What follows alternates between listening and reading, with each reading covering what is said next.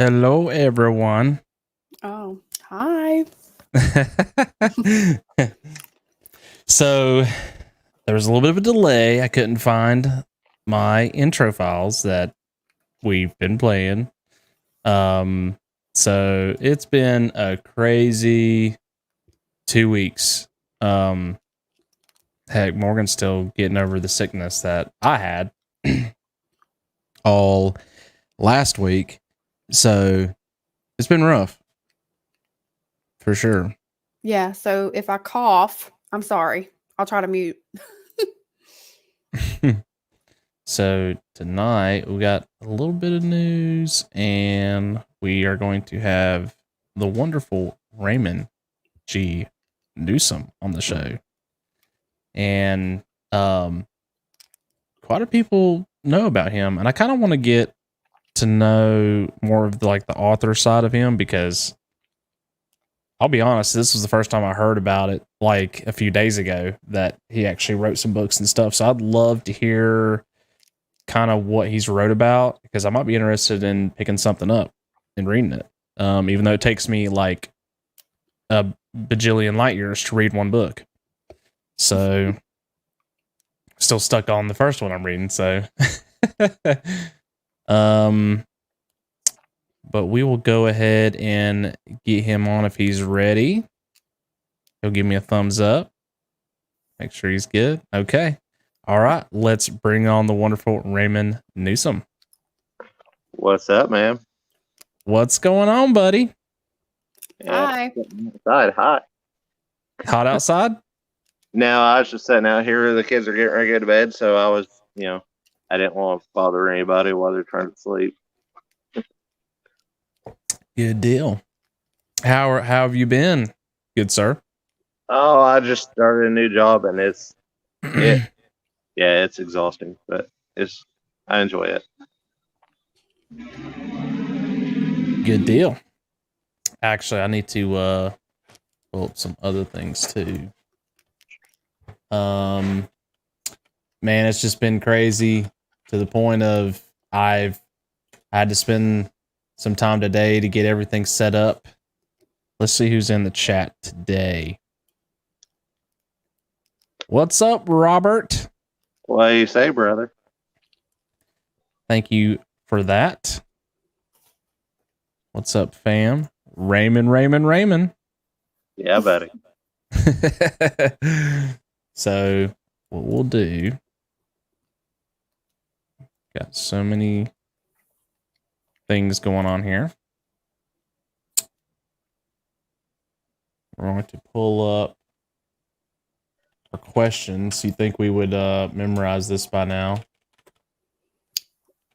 Oh. You all right over there? Yeah. I'm eating a cough drop. It's powerful. I don't know if this one about chokes you to death between the taste and the fumes by itself. Yeah. We can go back and forth on that, but hopefully it updates this time. I don't think it was updating last time. All right. So we have to get back in the groove of things. I was doing a regular show every week. So now I just got to get back into it. We do have some interesting news tonight, but first we would like to hear about you, Raymond, and who you are and what you do, and if you want to kind of go into how you found yourself in the paranormal field, you can do that as well. Usually coincides. So tell us about your wonderful self. Oh, where to start? With the author side, I've always loved books ever since I was a little kid. I started reading like newspapers at 6 years old. That tells you how much I like to read. So eventually, it was just a natural step to move into writing, which I enjoyed too. I've got 5 out. I'm writing 3 or 4 more, and I have another special project I really can't talk about right now. That you can't talk about? Yeah, I can't talk about yet. Woo! Yeah. Secret squirrel. That's right. Well, if it pulls off and stuff, trust me, you'll know about it. Um, Other than that, I work in a nursing home. I've done that stuff for years now. Actually, I just started at a new nursing home. I worked last night too. That's what I'm confident. But Oh, so what are you doing in a nursing home? I'm intrigued. I'm a nursing aide. Okay. I did that for 11 years, so that's hard work. Yeah, I'm 7 years in. It is hard work. It My is. back usually kills me every night, but Yeah. my residents love me. I keep them entertained. Oh, well, that's sweet. I was in long-term care for that amount the time I was a CNA, so Yeah. I do home health now. I'm a home health nurse and I love it. I don't see myself going back to a long-term care facility, but that's where my heart's at. So Oh yeah, I it's a do all hard kinds of job. new things. I'll take them walk around like a dinosaur and all kinds of stuff just to make people laugh. I don't care. Oh, I bet they enjoy that. Um, Ghost wise, yeah, that's always been something that's been part of my life, and it kind of ramped up even more when I had open heart surgery. And yeah, I was seeing full apparitions and full shadow people during the day. Hmm. One day I was at my mom's house and I was walking out of the bathroom, went toward the living room, and I saw mom walk in the kitchen. You know, same hair color, same shirt, same looking jeans and stuff. Walks in the kitchen, turns the corner where the stove's at. Didn't think anything of it. I turned the corner, mom's sitting on the couch. Oh my. Mm. Yeah, that was fabulous. I've had a little boy appear in front of me while sitting in a chair. I saw the shadow figure of a man with a big round hat walking across the yard. He got to the corner of the house and disappeared. Mm. And that was just within a few months after the surgery. Hmm. I can't say that I've ever seen anything like that. I guess that's why I'm still skeptical. Yeah. Um, Working in long-term care, I'm surprised because, even at the former nursing home I worked at, trust me, people saw stuff all the time. Hmm. I won't go into really that or, the name of the building or anything. Yeah. I don't get in trouble. But yeah, it got interesting at times. Hmm. I haven't ever seen anything. I've had things happen that I was like, oh, because I used to work night shift too. So, That's what I work. but still, I'm still skeptical. So, I don't know. Is that where it started for you, Raymond? Was that a nursing home? You started seeing this stuff and you kind of wondered, what is this? No, it all really started when I was a kid, growing up watching Unsolved Mysteries and, shows like that and hearing ghost stories from family members, especially older family members. That really, pulled the interest early on. Okay, so you're sort of like me. You just heard stories and Yeah. kind of got what's the word? The information was given to you, and so you decided, hey, I'm gonna go here and see what if this is even There's an legit. fascination, and then I love history. So the fact that when doing this, you're basically trying to contact people from the past, so you're interacting with history in present time. So the chance to try to get their story and learn more about them and stuff and what happened is just incredible. Okay. So that kind of answered our one of our questions, I guess. He kind of done 3 answers in one. So, Blame that Have, on the latter part. I can answer 15 questions in like so. yeah, I guess we can knock that one off. If you want to do yeah. the next one. Um. So, what kind of equipment is your favorite equipment to use during investigations? I like all kinds of things. I like, variety. Yeah, Robert keeps us all entertained. I use a spirit box, and I wasn't really, too sure about it at first because I didn't get a whole lot. But the more I'm getting, acquainted with it and stuff, I'm starting to get more responses, which is interesting. Mm-hmm. Because some places I'll go, I won't get a thing, and then like we were in Gettysburg for vacation last month, and we went to Sex Covered Bridge, and I would ask a question, and the response was immediate. So it was extremely fascinating. I like things that light up too, mainly because I like shiny things because I'm ADD like that. Yeah. So I'll use cat balls. I actually got a lot of responses with cat balls at Sex Covered Bridge too. And a few other places.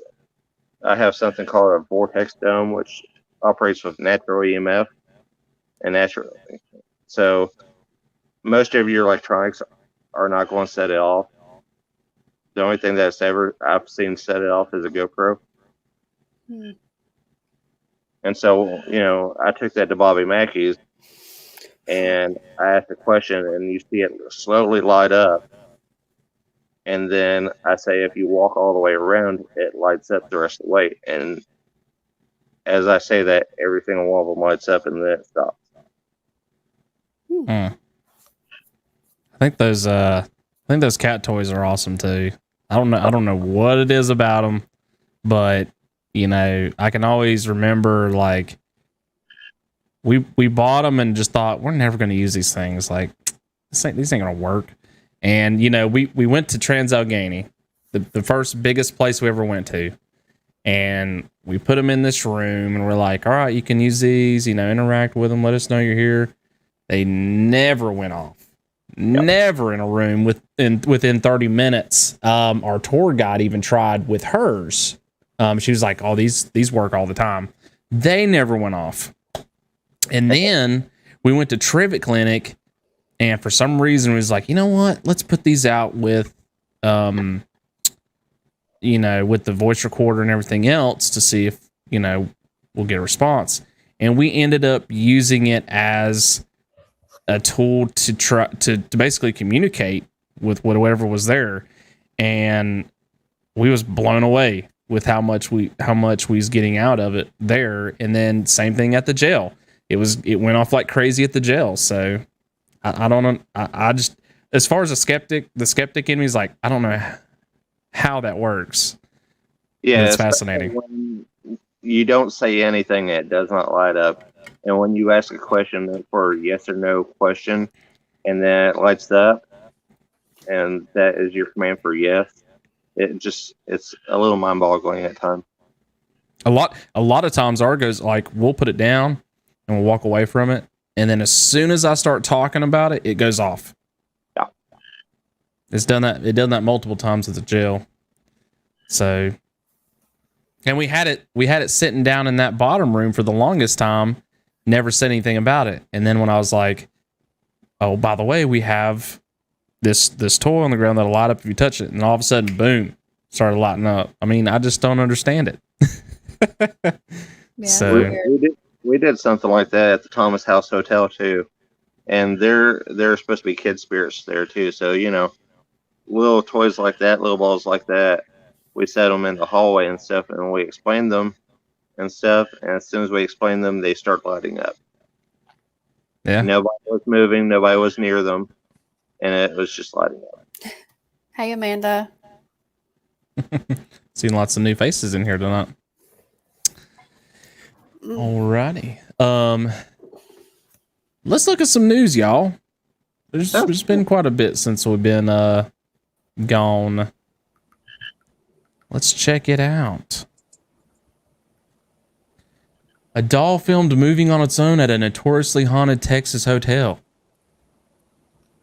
Interesting. Which one are we? A spooky piece of footage from a guest staying at a notoriously haunted hotel in Texas appears to show a doll moving on its own. The eerie scene was reportedly captured late last month at the Jefferson Hotel, which was built over a century ago in the community of Jefferson and is believed by many to be home to a variety of spirits. That evening, a guest named Kyle was staying in a particularly unsettling room, which is festooned, I don't even know if that's right, with a variety of dolls. In the hopes of catching some paranormal activity, he set up a camera to film the location while he was not there. And when he later checked what he had filmed, he saw what the owner of the hotel described as probably the most incredible piece of footage that I've ever seen from the building. So let's take a look at this. I'm going to move this sideways. Here we go.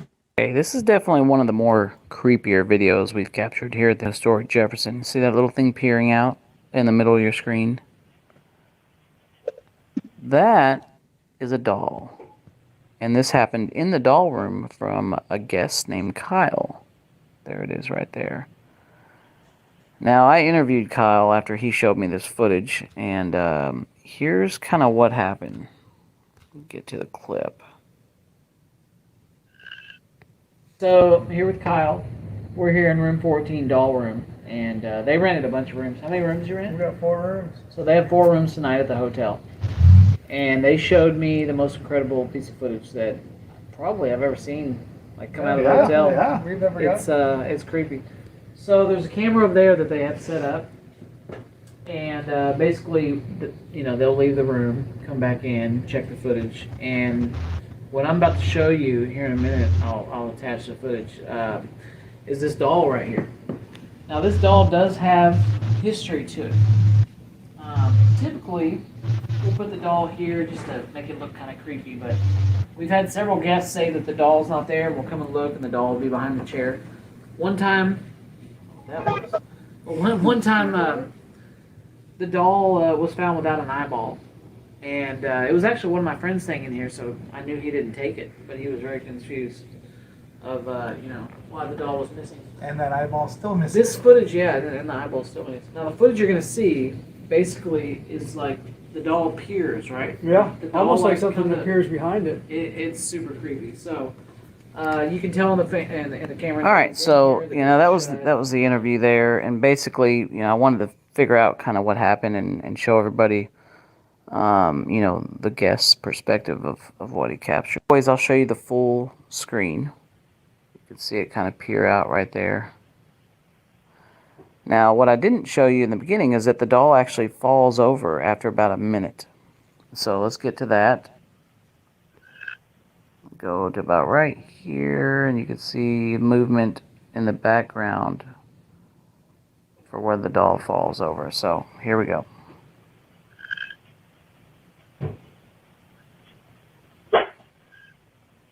And there goes the doll.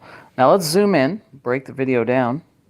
Recorded 2 hours prior to this. Nobody came in and out, and he scrolled through it, showed me the best he could.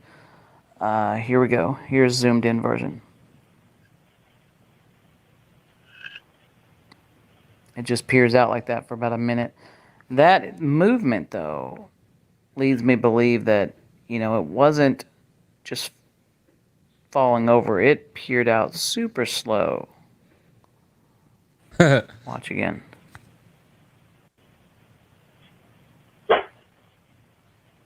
So there's really no reason for any of that movement. These guests have been here many times in the past. I don't think there's any trickery. This particular instance right here, especially with that doll, because we've had so much happen with this doll from prior guests. So what y'all think?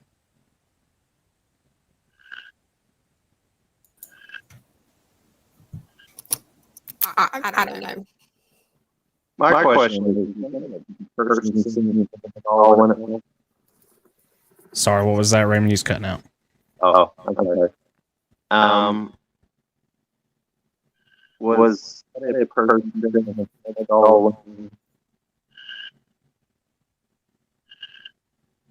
Was the other person? well, it looked like somebody said in front of them. I didn't know. You know, you can't tell anything through the door.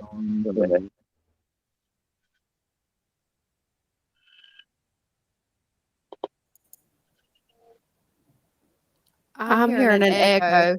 I even hear myself echo. Yeah, I don't. Oh, it's probably. There we go. Is that working? Yeah, that's better. Sounds better. Okay.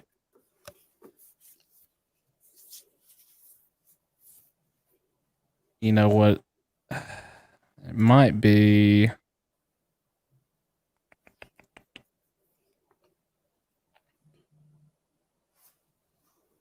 Okay. Are y'all there? Yeah. Okay. Maybe that will help. I don't know. It's probably just from sharing the screen stuff, so I muted the audio. Okay. Okay, so we might be able to hear you now. For some reason, it was cutting your audio out. You said you think there was a person like right outside the room? No, I was asking if it was a person sitting in front of the doll inside the room. I don't. On There's side there. something here, but I think it's another doll. That's a doll, yeah. That one he was just messing with a while ago. Yeah, that's a doll. I was thinking you was thinking maybe there's someone sitting right here. No. But that's why I was rolling this back to see if, I mean, even if it goes forward, there's nothing there to catch right there before it actually falls over. So yeah, it's kind of weird. Okay. I mean, I'm confused. Like, where was it sitting at? Behind the pillow? Because that's what it looks like. Yeah, it's right where it was sitting at before he picks it up is actually where it was at. I mean, I don't know how. I mean, it's sitting in that corner, and then it peers right here, right there, and then it falls over after another minute.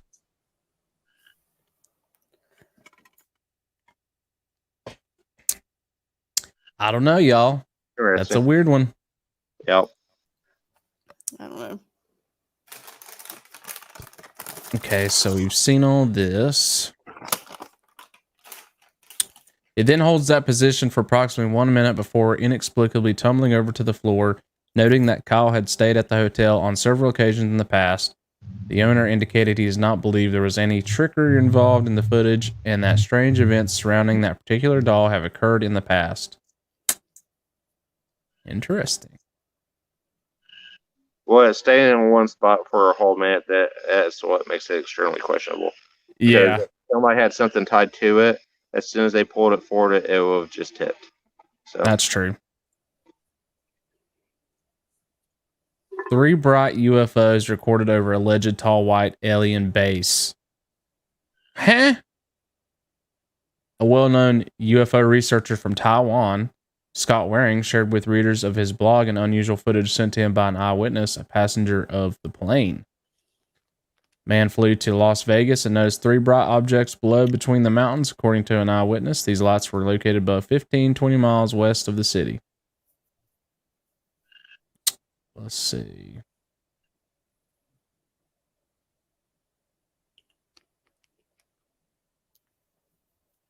Let's check the video out. Okay. Maybe this will work better. Is there an echo now? No. Mm-mm. Okay. And we can hear the video? Yeah.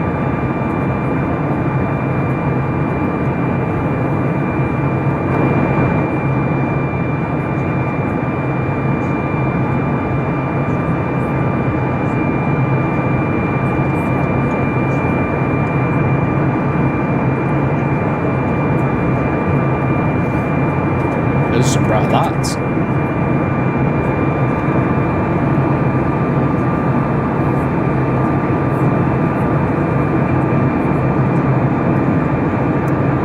Really loud. But it's on my end. Is that better? Yeah.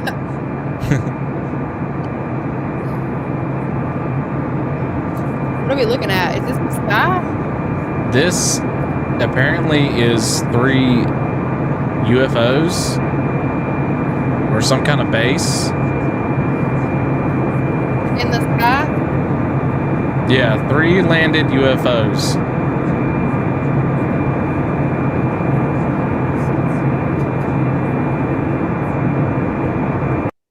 I mean, those are pretty bright.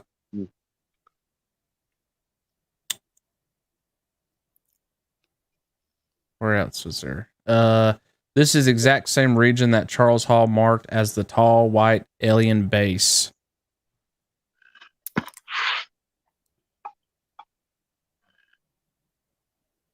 Just kidding. They're testing new headlights for, automobiles.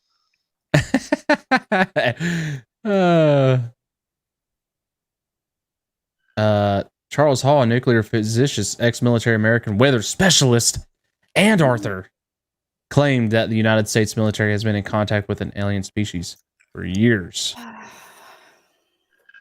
gonna refresh this real quick. They've kind of been coming out and saying that now, so.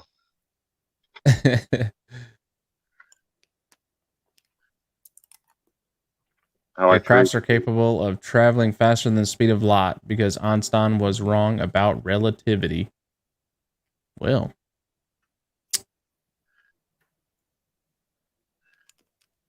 another weird video.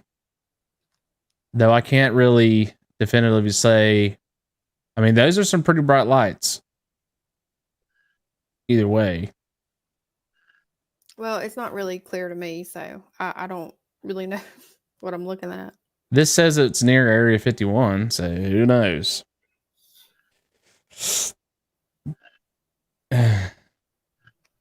Another interesting one.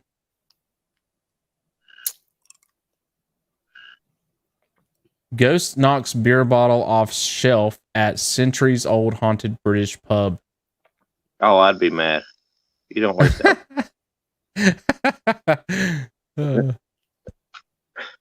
A peculiar piece of security camera footage from a purportedly haunted pub in Britain shows a beer bottle inexplicably fly off a shelf, and the proprietors of the establishment believe that the strange spill was the work of their resident ghost. The eerie incident reportedly occurred last week at the 300-year-old White Swan Inn. This was posted July 18th, by the way. In the town of Dunstable. In the video, a row of beer bottles can be seen sitting atop a shelf undisturbed when suddenly one of them appears to burst and comes tumbling to the ground with a rather remarkable amount of force. This is followed by a bewildered worker running over to see what caused the commotion and finding only a sizable puddle of beer on the floor. What a waste. I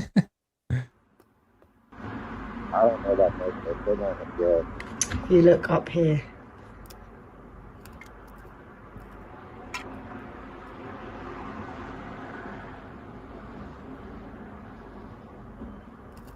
Oh my gosh. Let's see that again. Was it a rat? No. It could be. You look up here. You never know.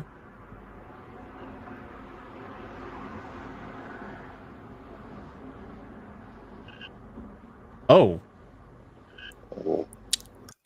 There's something moving over in the corner. There's a person coming over there. Not from the left, but from the right. I'll slow it down.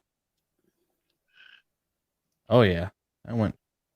But you see over on the corner? Yeah. I see it now. What is that? I don't know. I see that too.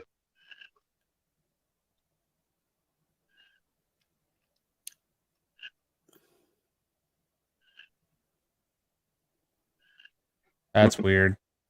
I don't know what that is, though. It looks like something sticking out of a bottle, but then it kind of moves this way. It like moves this way and stops.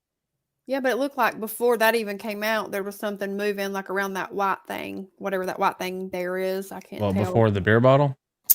Yeah, like something was moving, like it was moving, maybe. I don't know. Well, See, there's There something. is, Yeah. that's yeah, what there's something moving right here, but I don't know what it is. I don't know if it's some kind of cloth. It's hard to tell because of the video quality.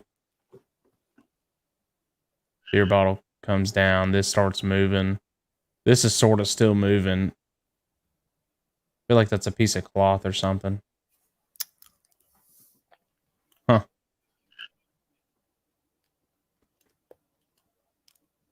The manager, who has worked at the pub for over 20 years, suspects that the spooky spill was caused by some kind of spirit at the centuries-old pub that has long been thought to be haunted. The bar staff were so spooked out after, she recalled, they felt chills of the aftermath of our beer-destroying ghost. This place was also in the news.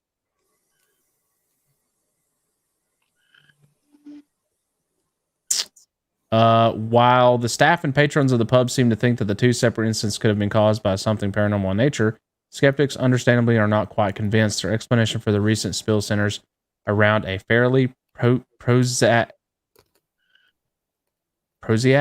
phenomenon, which is often cited as the probable cause for eerie events at haunted pubs: condensation. To that end, they theorized that the water collecting on the outside of the beer bottle likely caused it to slip from the shelf as if being propelled by an unseen force.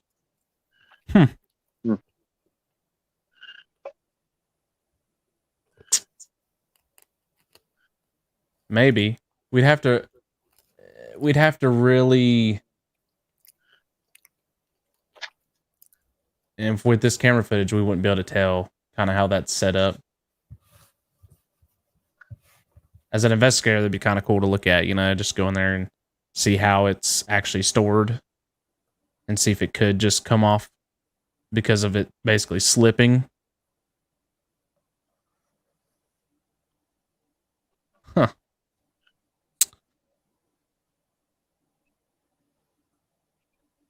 Alrighty. Man, I look Raymond. rough. Ooh, From that sickness. I ain't got no makeup on or nothing. Get down with the sickness. It's okay. I didn't put any makeup on either, so It's not the same. well, I forgot to shave, and that just kind of ruins it because then it gets stuck in your hair. And Oh, yeah. thank you for that. Don't worry, it's dumber as I go. I've got this little thing up. I had to get it back up and running just so I can do that. Got it hooked with all my other stuff. Raymond, what piece of equipment do you believe shouldn't be used in the field? Is there something out there that just irks you so much that you're like, you want to skip it, especially if you're watching it on a video? There's a few things that I find questionable. Definitely most of the apps are extremely questionable. I think they're more entertainment purpose than anything.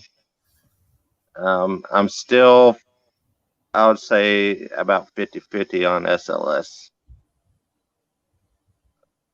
What's that Because noise? I'm outside, so you probably hear crickets. No, I think it's something at our house. Sorry. I think it's thunder outside. It sounds like could someone was be. knocking on a wall, but it sounded like thunder. That's all. We've been having a weird storm. So apps and SLS. Yeah.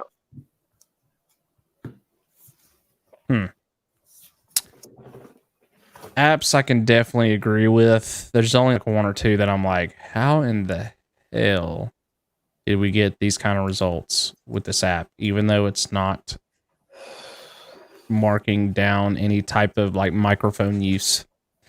It boggles my mind. Now SLS, I don't know.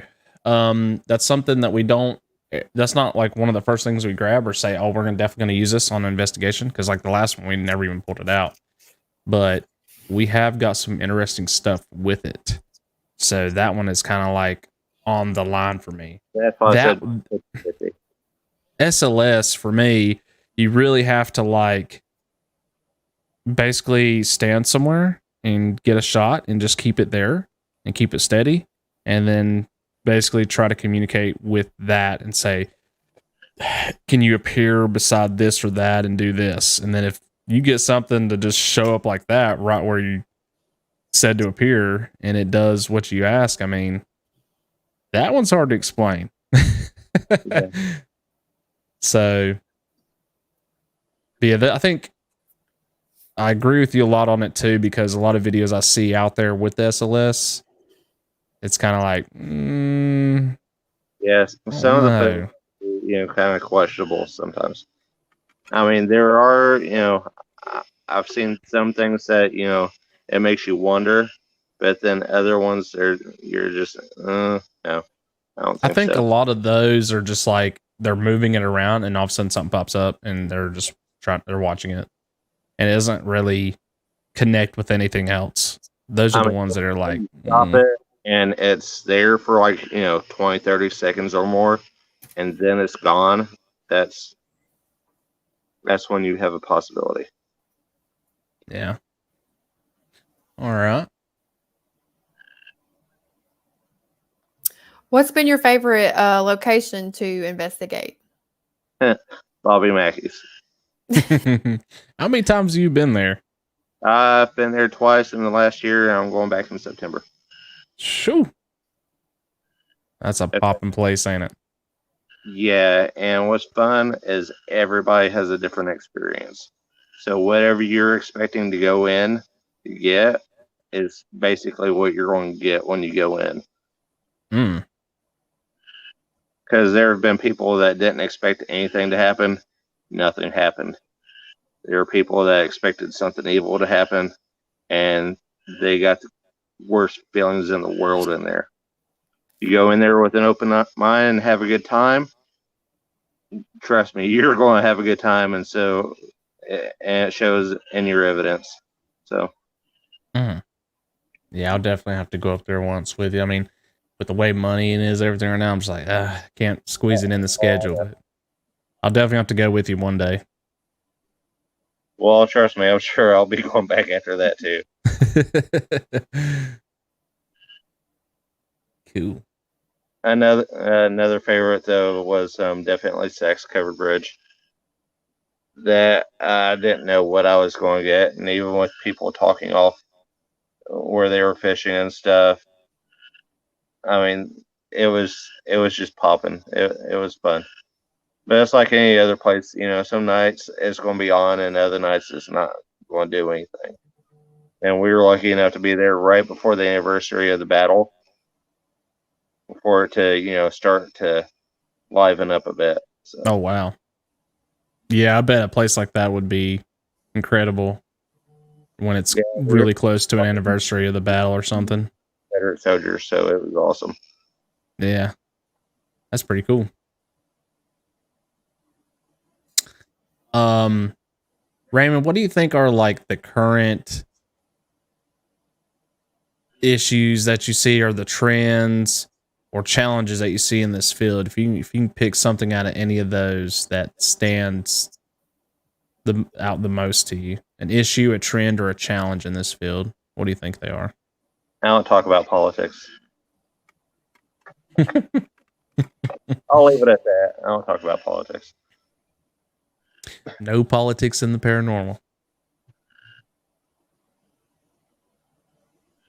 Oh, am I next? Am I the next question person? Sure. I've lost my place. What motivates you to continue working in this field? Oh, I just love it. It's just so much fun. You go to a different location, you never know what you're going to get, so you just prepare for anything. And when you actually do something, get something that's semi-valid, or even an EVP that just is mind-boggling, that makes it completely worth it. The thrill. Yeah. The thrill of the hunt. It really is. Because you don't know what you're going out to get, but when you get something, you're excited. That's right. I'm scared of the dark. I do not like being in the dark. Oh, not Unless me. you're sleeping. No, I don't even like sleeping in the dark usually. I got messaged by a buddy a couple weeks ago to go to a new location. Nobody was showing up and stuff, so I showed up to go with him. We were the first two people to ever investigate this place, and we found a cubby hole in the basement. So I go in with my spirit box and shut the door and turn the light out. Oh my. Heck yeah. Investigates like me. Yeah, Cody goes towards sounds. I like hover up around somebody and be like, well, not so much anymore, but I used to be really scared. Since we've been doing it a lot more, I'm not as scared, but I still don't like being in the dark because I feel like our brain, once we're in the dark for so long, like, well, for me, I feel like my brain's playing tricks where like I see things that may or may not be there. I don't know. Yeah, I was at Ohio State Reformatory for St. Patrick's Day, and anytime I would see something, you would see me take off down the building after it. That's Cody. Cody does that. I mean, like, like, where'd he go? run full tail. I don't care. Where did Cody go? He's like here 1 minute and then he's off into the dark by himself somewhere else. Madison Seminary outside Cleveland, we got hissed at. I was like, Dude. all right, we're gonna go check it out. Up we go.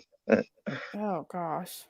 Yeah, there's only been like one time where I was by myself, kind of in the dark. I don't think I had a camera with me. I think y'all had the cameras. And it was in Trans-Allegheny, and you're going through the hallways, or I was in one of the short hallways getting into another main hall. And I think it was I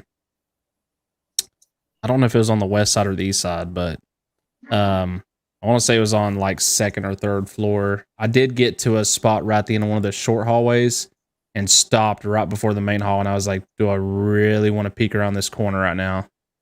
And it took me about a good 30 seconds, but I was like, yeah, let's go ahead and look. But again, I'm looking down, just complete darkness. No one was behind me at the time. So Until you drop something. some of that's probably been the most eerie, but I did do that quite a bit on that trip because y'all had the cameras, and I would just go off alone to see if I would experience anything. So, Well, up there where we heard that hiss at, the back hallway there was like the asylum part. You go down that hallway and stuff, and you start coming out. Every time I started coming out of the hallway, it felt like something was getting ready to rush up behind me. Every single time. And I would keep going back down the hallway. I didn't care. Goodness. Morgan says she's gotten better, but we'll see. I have gotten better.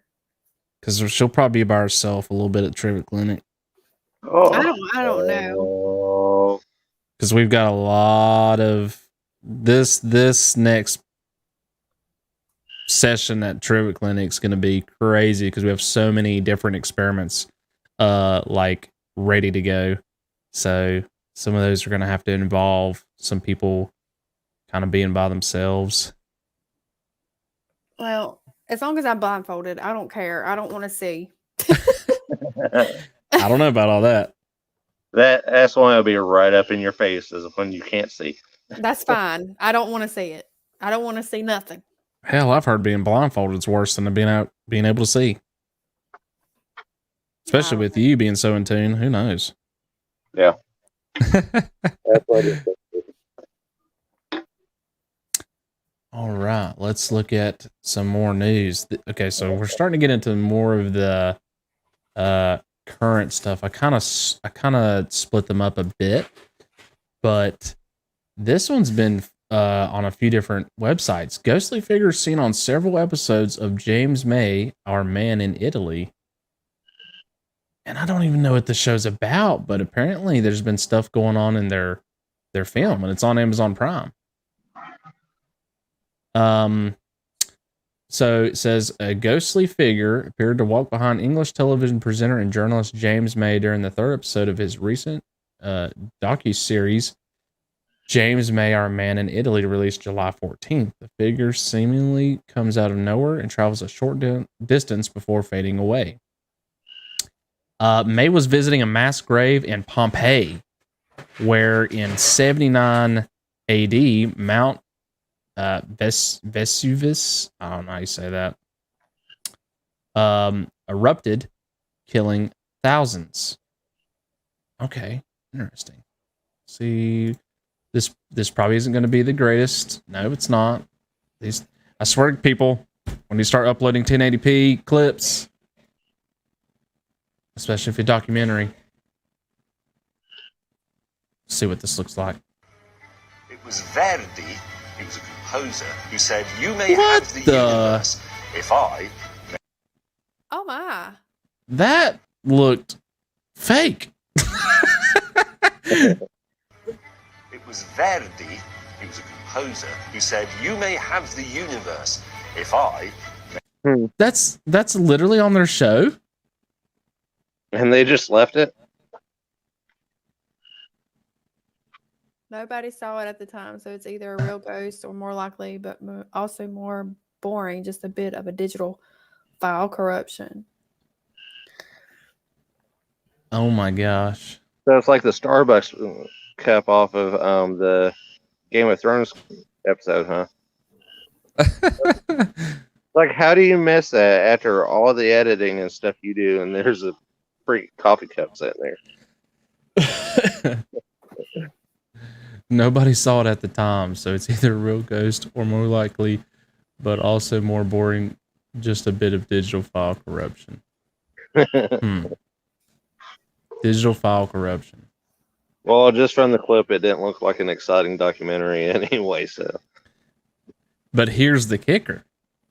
I found one article and I was like, okay, so that happened. Then I found another article that multiple things was found. Soon after, similar apparitions were spotted in episodes 2 and 4 of the series. I came to ask about the ghost in episode 2. As you say, this is a mass grave. It walks across the street. Oh my. It probably is worth remembering that this actually is a mass grave. What the? Stuff. And it probably is He's in worth Italy, remembering right? that this actually Yeah. is a mass grave. I'm going to have to go now. Stuff. And I got to find out if this is actually happening and if they're just walking across the street in broad daylight. I've got to go. It's crazy. It's worth remembering that this actually is a mass grave. You definitely see something pop out here and walk, and then it just like disappears right here. Yep. It gets to that wall and it's gone. And it probably is worth remembering that this actually is a mass grave. What the? Some viewers speculated that a past tragedy might have contributed to the sightings. In both episodes 2 and 3, the apparitions were seen near the sites of mass graves. Others pointed to the frequency of apparitions appearing in the videos as evidence of an editing mistake. It's not unusual for a passerby to be digitally edited out of footage, and an error made in this process could potentially explain the ghostly figures. Well, also, since they're zooming in right where it's coming across the street, because if you watch it, it zooms in right before. Yeah. Stuff. And So it it's probably like is worth and there's a guy walking right here. remembering that this actually is a mass grave. Yeah, why is he zooming in right there? Yeah. Unless that's. It is worth remembering that this. Actually, you know what? I think that's someone with a phone like zooming in. I think this shot right here, it stays that way. Okay. You can see where the screen is. Yeah. They're Yeah. zooming in on like a computer or something. Yeah, they're zooming in. Okay. Okay. Yeah. That's still weird. That it's showing up everywhere. Oh, look, there's another. I've just spotted another ghost in episode 4 at 15 minutes. I have a feeling there's an editor having a giggle, or it's a clever marketing strategy to generate social media buzz. Fun little Easter egg. Well, it's definitely generating the buzz. was incredibly difficult because I had to stand in front of the artists and say whose picture I liked best, which was a little bit awkward, but That I liked best, other person which was they cut a out. little bit awkward. Oh God. But What in the world? It's like the same. Yeah. The same type. But That one was picture taking I it back liked to watch. best, which was a little bit awkward. It looked like there was a bag in it. Oh, hi, Kitty. Kitty. Out.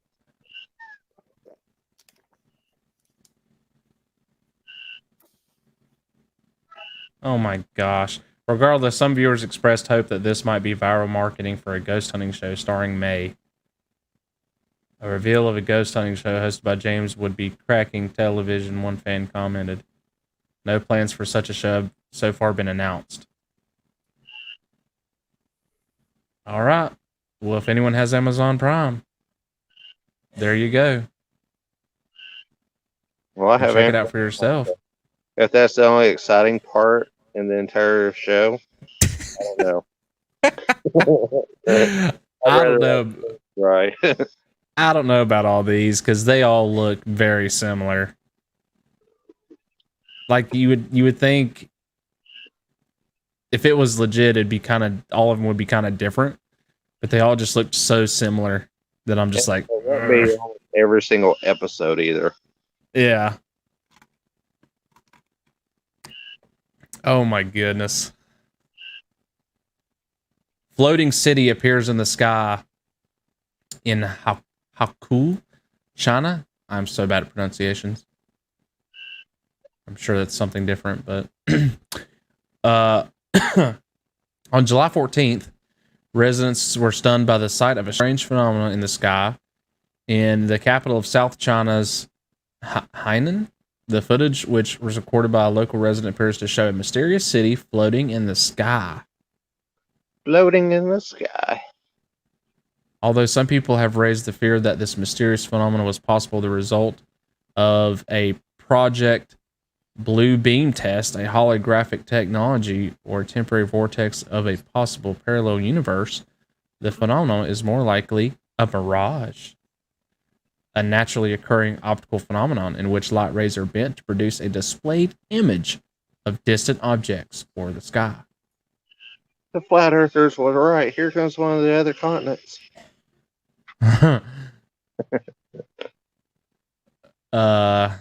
There's a video.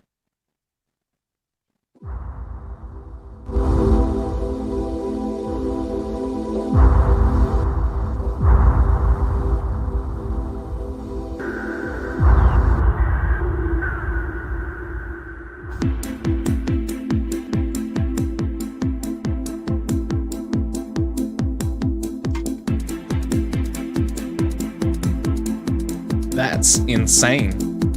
Hey, George Washington. I don't know.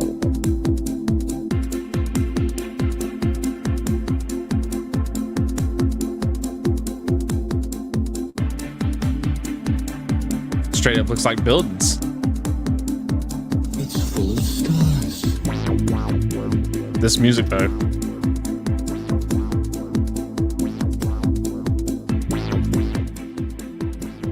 They're like Chinese porn machines.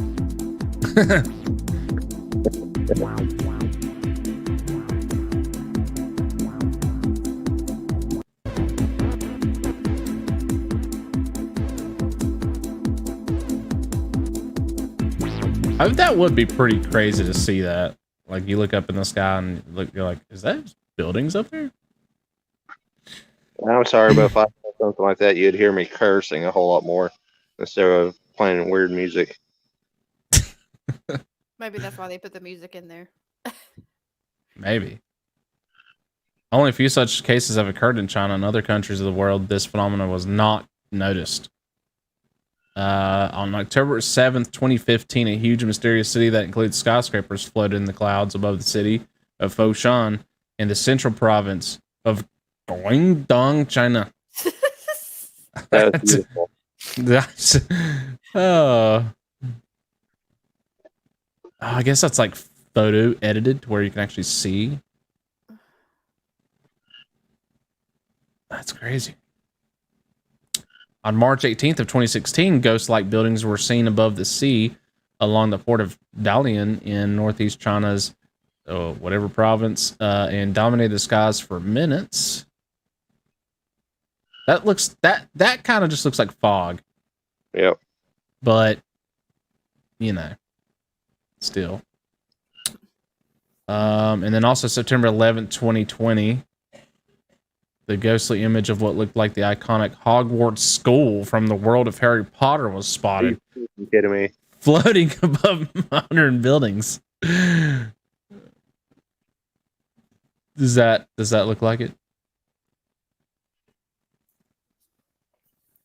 Well, yeah, it looks like it's a castle, but still.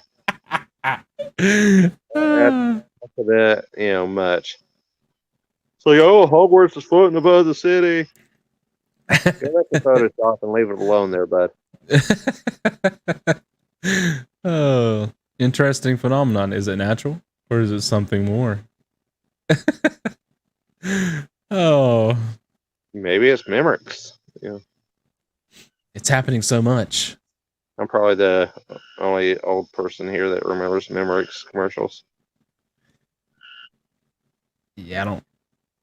Yeah, I think that rings a bell for me. She's older than me. By 3 years. Will you stop? Oh my goodness. So,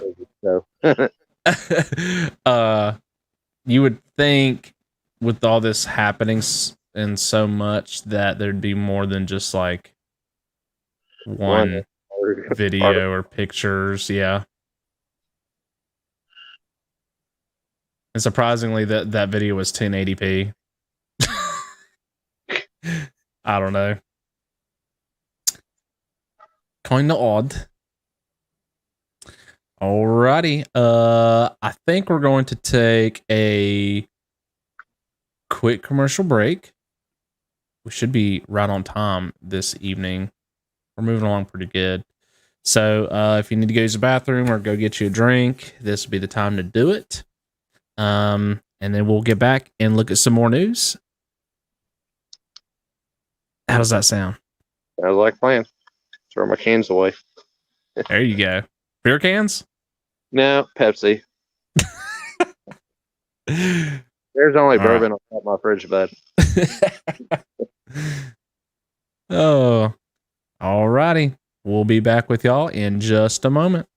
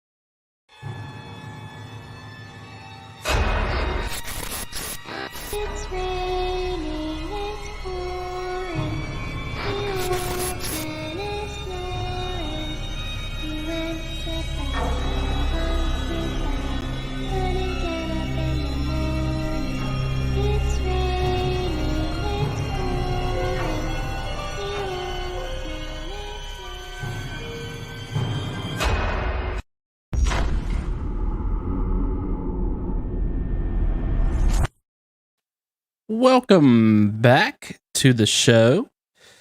Some new commercials there, and I don't know.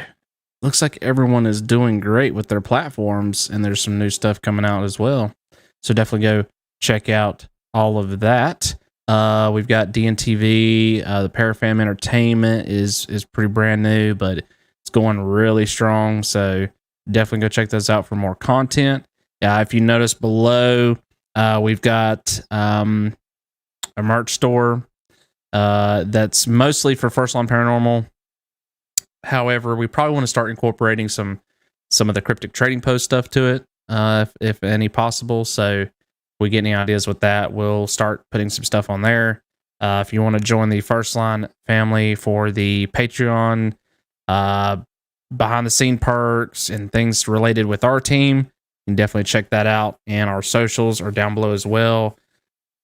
Really, we don't want to post all of our socials because there's quite a bit, so we've just put it on our website. So you can go to firstlineparanormal.com for all the links associated with us.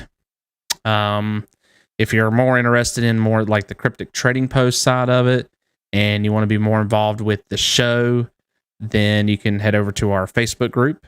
That's facebook.com/groups/Cryptic Trading Post. And if you have anything that you want to email our team or the show, just email firstlineparanormal@gmail.com. We try to have everything in one central location, so it's a little bit easier to keep track of. So, yeah.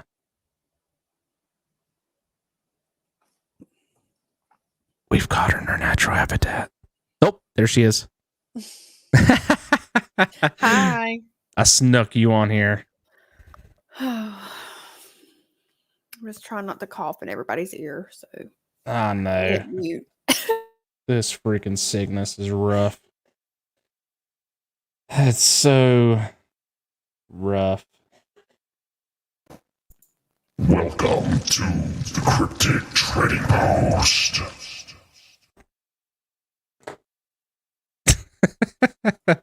Let's get Raymond back up here. What's up, Raymond? Brought me back on because I seem more amused about that than she did. Right.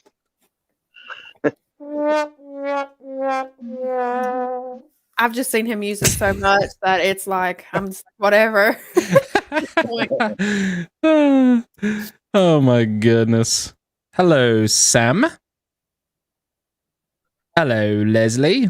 You know, so I'm like the black sheep of the family with PD because I didn't make the video. I know, right? And this is why I tell everyone, if you have a commercial that you would like to be shown on here, please send it to us, because I mean, we're willing to show any of it as long as the music is not copyrighted. We'd love to have it on here. And that could be anything. It could be if you want your like shop, if you got a shop or something you got on here that you want on here, like, or if you make a commercial about the books you're writing and you want a little snippet of that on here, you can send that to us. Anything, paranormal or cryptic, whatever, as long as it's related, we'll throw it on here. Sounds like I'm gonna give you some ideas on that, didn't I? Yeah, you're trying, aren't you? Which leads me to the next thing, because we haven't talked about it yet. So you are an author. How long have you been an author for, sir? As far as writing books, 2017 is when I started. And what kind of books do you have out? What are they about, and where can we get them? You can get them on Amazon, Barnes and Noble. Whenever I get to do local things, I'll have copies there. But most of the online options, you can find it. My books are all over the place. They really are. I have a children's book. I have one that's about serial killer written in first person. As a children's book? No. Yeah. And trust me, it sells like hotcakes now. That's what they want to read to their children. I'm not going to argue. I mean, that's none of my business. So the murder one, is that It's a like, psychological thriller. Yeah, it's more is it adult. like a made up story that you've done, or is it based off a true story, or? It's completely off the top of my head. Actually, I drank a lot while I was writing it. That was the only time I seemed to be able to write it too. That's cool. I mean, there was no outline, anything. It was just sit down and just, free flow and then go back and fix it after that. Oh, wow. Okay. Have you read anything like paranormal wise, or? I have a supernatural thriller called Rise of the Fallen. And all rights, it's 4 books. But eventually, I made them mesh a little bit better because it was all series and turned it into one giant book. Oh, wow. 540 pages long. And it's got angels, demons, werewolves, vampires, ghouls. You name it, I've pretty much shoved it in this book. And that's like another story, like off the top of your head. You just combined all of that stuff into one. Yeah. That's insane. That one actually did start. Well, actually, the original outline for the first part of that book was about. You're going to laugh at this one too. It was about a serial killer who uses an app like Uber to find his victims. Mm. And that's actually how it started, and then it just transformed into something completely different. That's kind of interesting, though.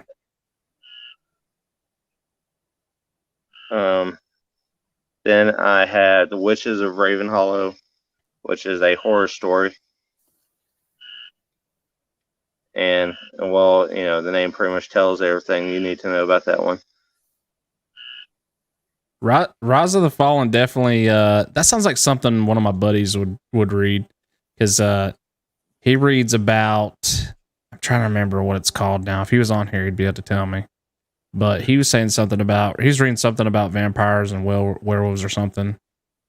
Kind of along those lines. Huh? That he wasn't reading Twilight, was he? No, it was something else. I think it's like, I think it's a fiction story, but it has a lot of non-fiction stuff to it, Yeah. Or theories. So yeah, that book sounds very interesting, especially if you've got everything thrown into one. Oh yeah, and somehow I make it plausible. I don't know how I managed that, but it works. Sam's asking how is everyone? Doing all right tonight. It's getting dark. Yeah, doing good on this Thursday night. And then my 5th book that I have out is called The Corruption of Pangea. I'm writing the sequel to it. It is more of a sci-fi thriller. Some people found it a little confusing because it jumps around a lot, and I've tried to make sure it was clear by the title names which character it was focusing on. But yeah, it's interesting because it deals with a lot of different social issues and stuff. So that is insane. So we can get it on Amazon, Barnes and Noble. Yeah. And you have a website related with all this too? It's RaymondGNewsome.com. Easy said and done. Right. I like it. And it has a link to all the books and stuff, so they're easier to find. And what they're all about? Yeah. Awesome. Oh. Cool. All right. Raymond, what was your most intense moment during an investigation? Or scary? We can go with more most intense than actually scary. Because, I might have jump moments, but as far as actually being scared, that doesn't happen. And I would definitely say Madison Seminary was up there. And then there was a spot in Gettysburg. It was rather fascinating. I heard somebody scream Max right in my ear, and people not even 10 yards away heard it. Nobody else heard it. And that didn't scare you? No. I was like, actually, I went straight over. I didn't say a word. I said, did anybody hear somebody say a name? And they were like, no, we didn't hear anything. There was another like, hello? Hello? Well, I found it so fascinating. I went back and, investigated that same area and stuff. And at one point, we were actually talking to a teacher that used to teach in the building there, because we were in a parking lot next to what used to be another school that was used as a field hospital for both Confederate and Union soldiers. You know what I think, Morgan? What? I think Raymond is like, I don't know, he's just more connected with the paranormal than what he realizes, because nothing irks him. That's why he's on PD Region. That's why he's on their team. It's just a good multiple groups of people that are just good with what they do. So I don't know. Nothing seems to bother you. Yeah, I watched people get attacked in Bobby Mackey's, and it didn't faze me one bit. I still go back. Actually, I call it out, and last time I was there, when I called it out afterward, when we were leaving, somebody turned on a spirit box, and I get called an MFer. Oh my! And I laughed. This is the guy that you want on your team.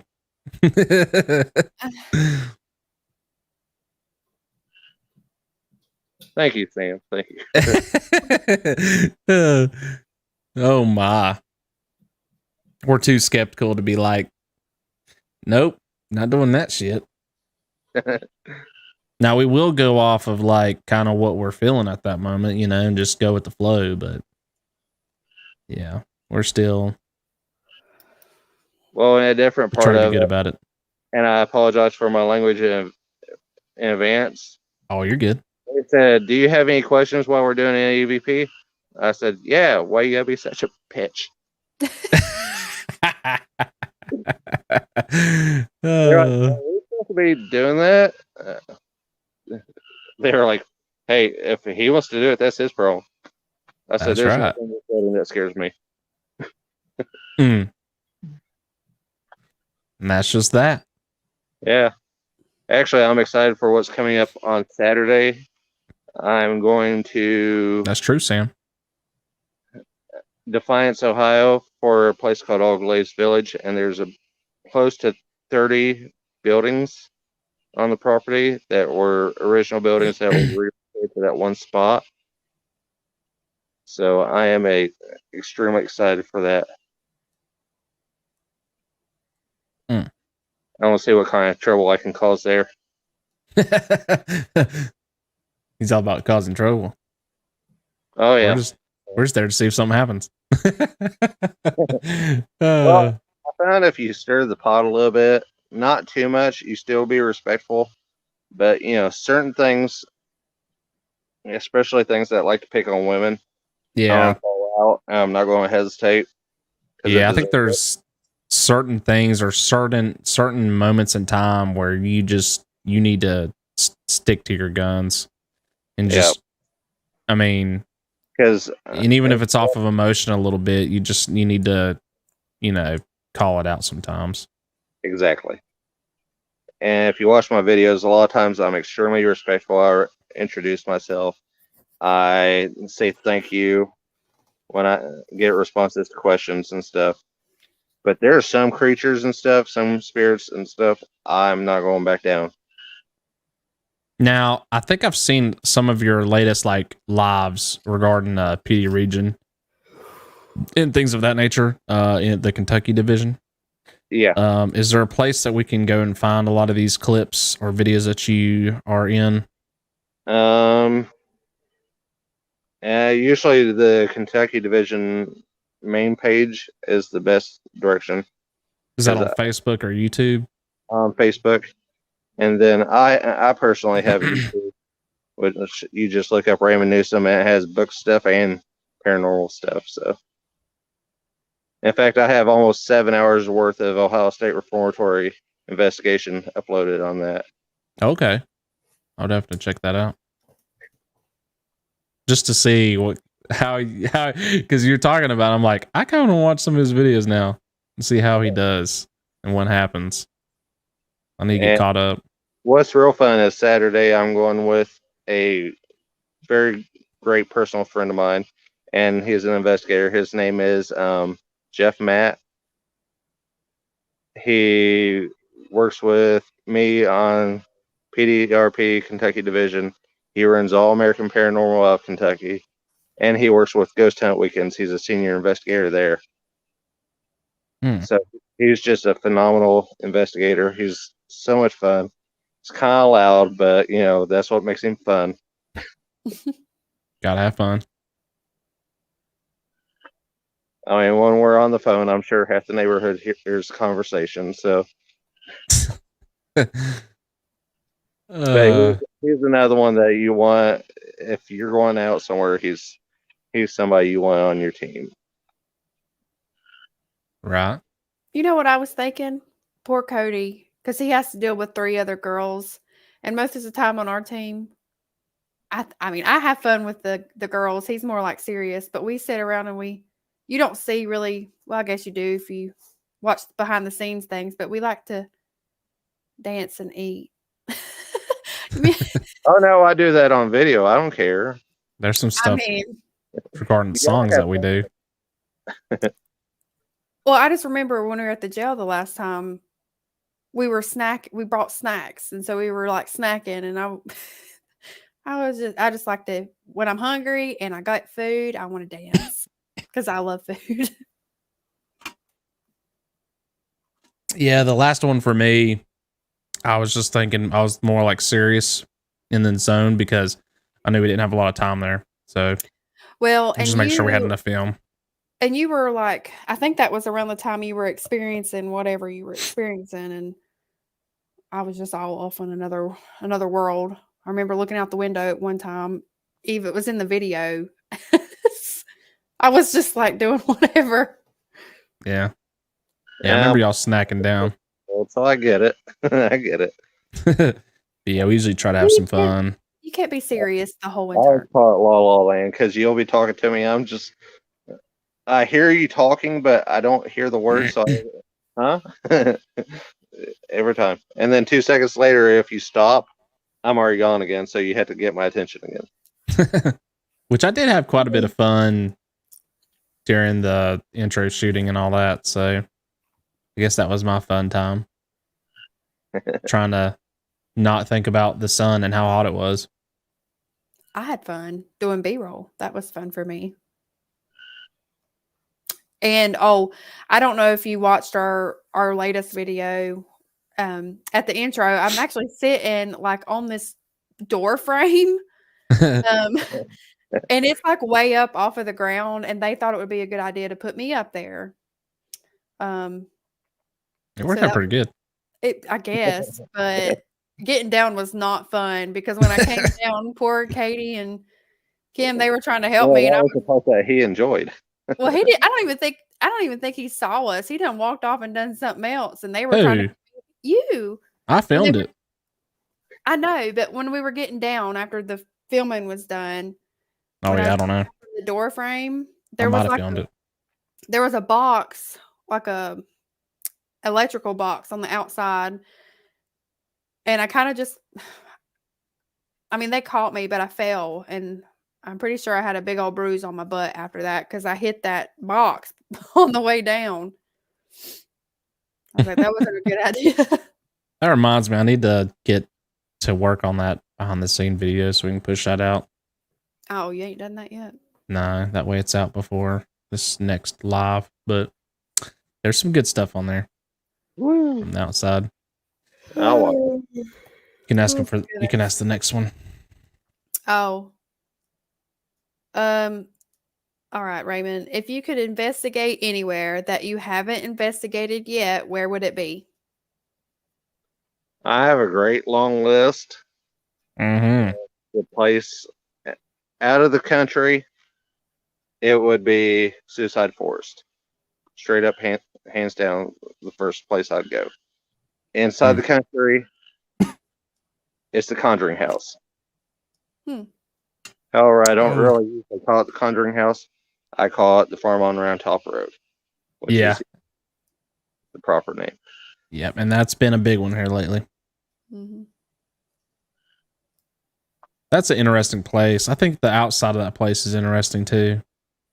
Just the entire building has an energy that the entire property has this overwhelming energy that radiates.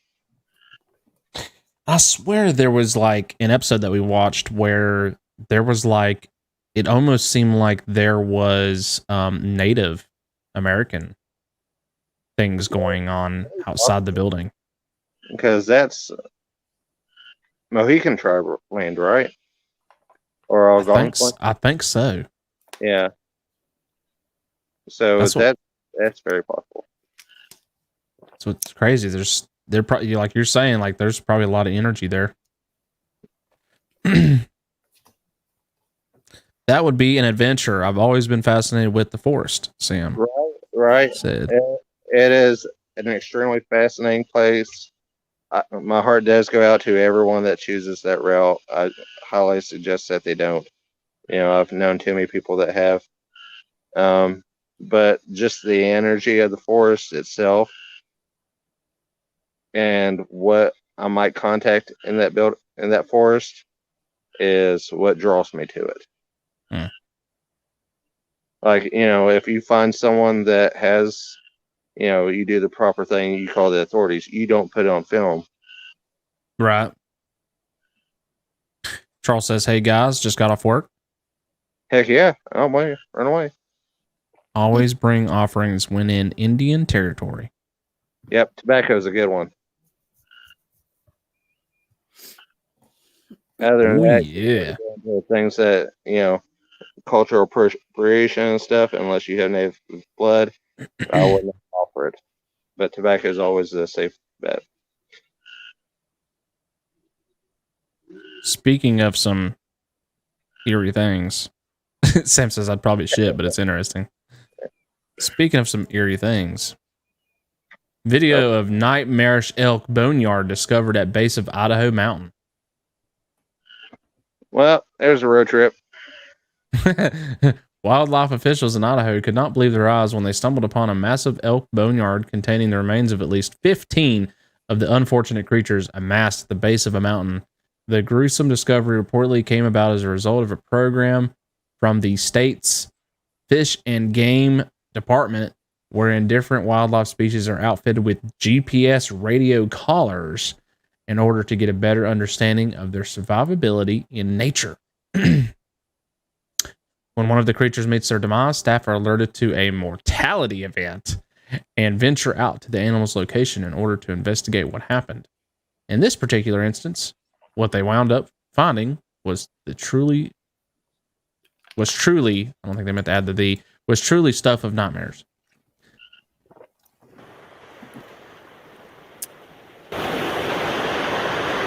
Oh my.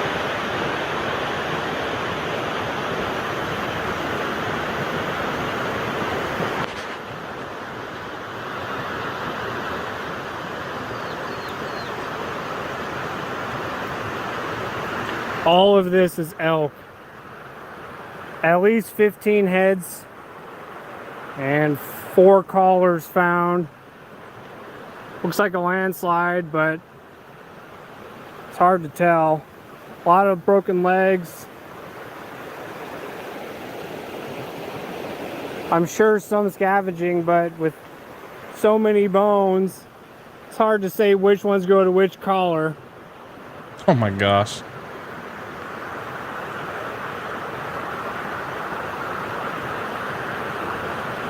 Like I said, 15 heads found so far.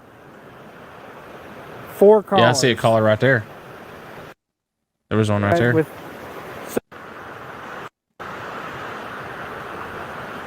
Like I said, 15 heads found so far. Right there. Yep. So they all go to this one spot and die? Unless he was right, it was a landslide or something. Because, you know, if they were crossing the mountain during heavy rain or something, it could have slid. And once they're injured, they're not getting up. Yeah. I gotta Google that. I'm sorry. I don't want to sound stupid, but I don't know what an elk is. What? An elk is a very, very big deer. You didn't know what an elk was? However, it's slightly Oh smaller my than. goodness. Why do they have collars on? Well, they just said they are. There's different wildlife species outfitted with GPS radio collars in order to get a better understanding of their survivability in nature. Okay. Yeah, they look like really big deers.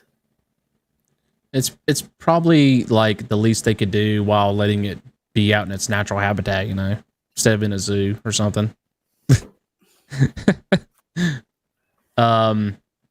So let's go with what Raymond said. See what they say here. According to the department, earlier this year, they received a mortality event signal from the caller of an elk that they had been monitoring at the state's spacious Crag Mountain Wildlife Management Area. When workers arrived on the scene to find out what might have caused the creature's passing, they were stunned to see a horrifying collection of broken bones that once belonged to at least 15 elk.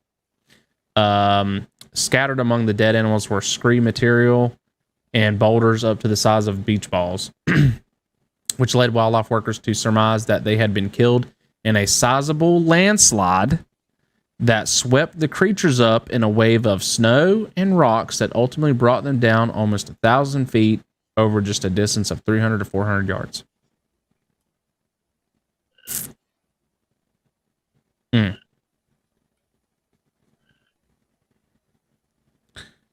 I wouldn't have followed the leaders on this one.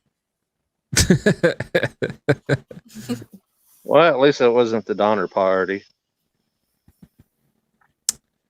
Weird. 15 of them. Must have been a crazy Had storm. Yeah. Ghost hunters share paranormal evidence captured on camera at churches in Cornwall, England. Dun, dun, dun. Ooh. The little girl is in the lower left corner of the window. 2 teams of ghost hunters shared images with Cornwall Live this month that appear to show ghostly figures captured on camera at separate churches in Cornwall, England. Our first group, Pengeggers Paranormal Pansies, a paranormal team out of Comborn featuring members Mark, William, and Ollie, were live streaming last September at St. Day's Church near Redruth when they said their viewers spotted a strange figure in the window that the team believes couldn't be a living human. The figure is first seen at approximately 7:05 into the video and seems to disappear after a second flashlight is shown directly onto the window. So this is a picture from a video. Right, we're live. Hello, everyone. We are live again. We are at St. Day. I'm going to read this real quick. Ranchers dump dead livestock and hunters dump deer, elk, and other bones. I love the skulls.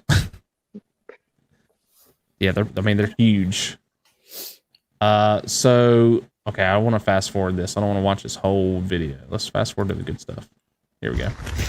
Right, so which way do you want to go, Will? Because I normally walk the left and come out the right, but that's up to you. We'll do that, yeah. I don't know why I do that, but I just do it. Yeah. If you want, see, look, you can see the roof that's on moving. there. Yeah. Tell us what you want us to look at. I mean, we'll go back. Go back. If there's anything, go back. Do you feel the atmosphere's go changed up a bit from when we first? How do you not see Sorry, that? Everyone, I've got to try and do comments. Black face, long black hair. Yeah, so it's still there. It's still there.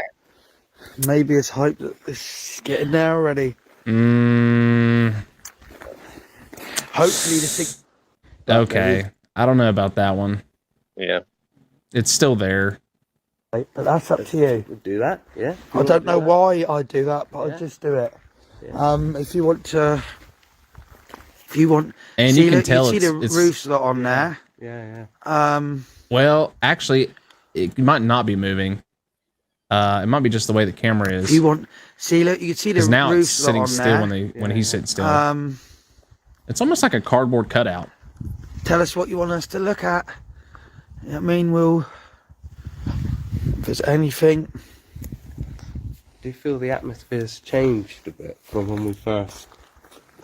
Sorry, everyone. I've got to try and do comments. That's what I hate about this is when you pause it, you can't. Black face, long black hair. Look at it. Yeah, so still there. So, I don't know about that one, y'all.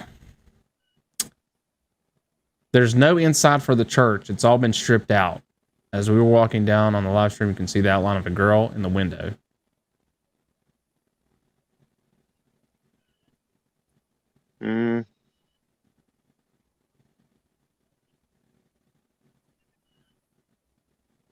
It seems like the figure is really just light from the flashlight reflecting on the wall behind the window. That's why it disappears when the second light is focused on it. I didn't see it disappear when he put the second light on it. For me, it seemed like when the second light was put on there, it just washed it out. Yeah. It didn't necessarily disappear. It just washed out because of all the light. Because that light was a lot brighter than the first. Yeah, it was more concentrated too. That's why it disappears when the second light is focused on it. You can see how the window pane's shadow from the more focused light continues into the ghost standing there. The second photograph was reportedly taken at St.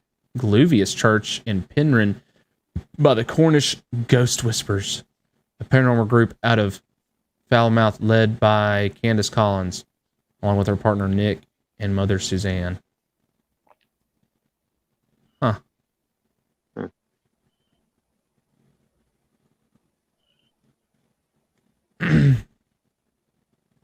We were just doing some normal paranormal photography when we put the cameras into the chapel, took a few. A few months later, Mom and I were looking back over and we see this weird face just there. What were they taking a picture of? Sounds like it says we put cameras into the chapel and took a few. It makes me wonder if they were like putting it into like a closed door or something where they couldn't get in and just snapping. Yeah. Yeah.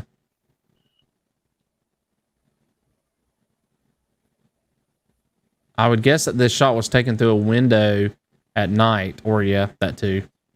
You can see what looks like the reflection from some light, maybe a camera flash or flashlight to the left, and then the faces to the right. This could easily be the reflection of someone physically present when the photo was taken.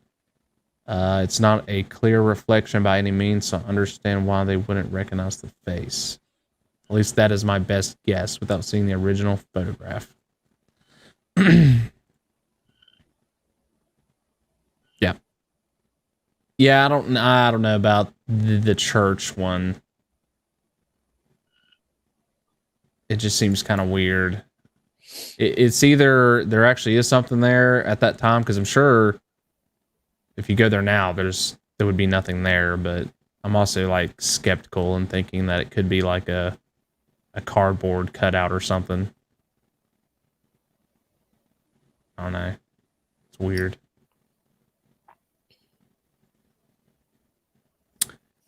Experts stumped by mystery creatures found on beach in North Carolina. Tell me. What is that? Some kind of weird sea creature. Looks like a turd with legs.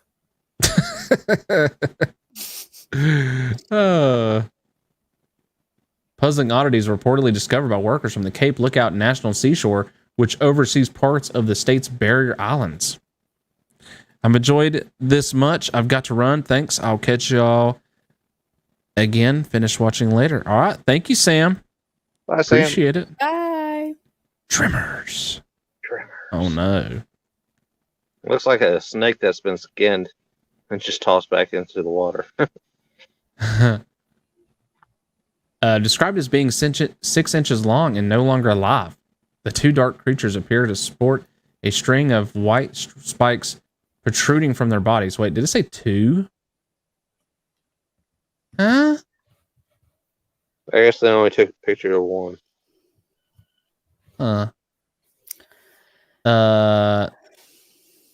Though the department conceded that they are uncertain as to the nature of the appendages, while experts from the Cape Lookout National Seashore suspected that the animals could be a form of sea cucumber, or perhaps sea slugs.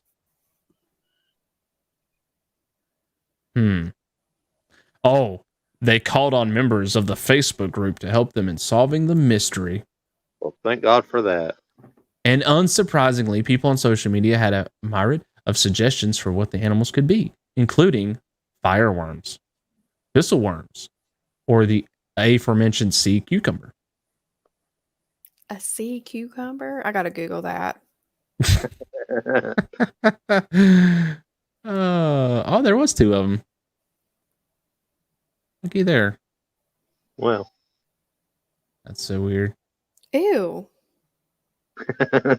Sea cucumbers, man. Sea cucumbers. Something new. I mean, it looks kind of like it. That's kind of why. Oh, thank y'all, whoever liked this. Thank you, Sam, for the like on the stream.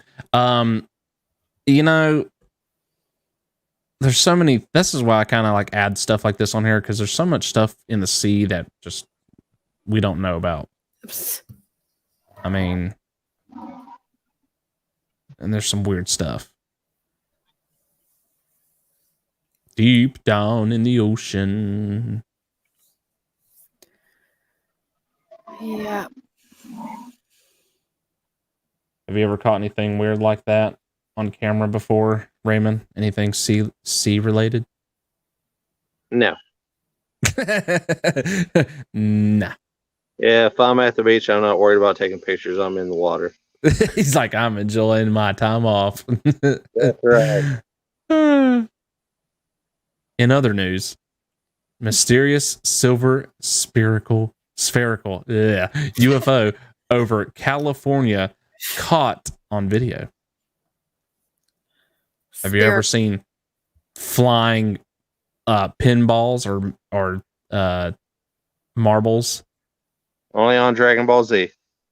Well, apparently this one was seen and filmed in Menlo Park, California. And where's Goku when we need him? Well, crap.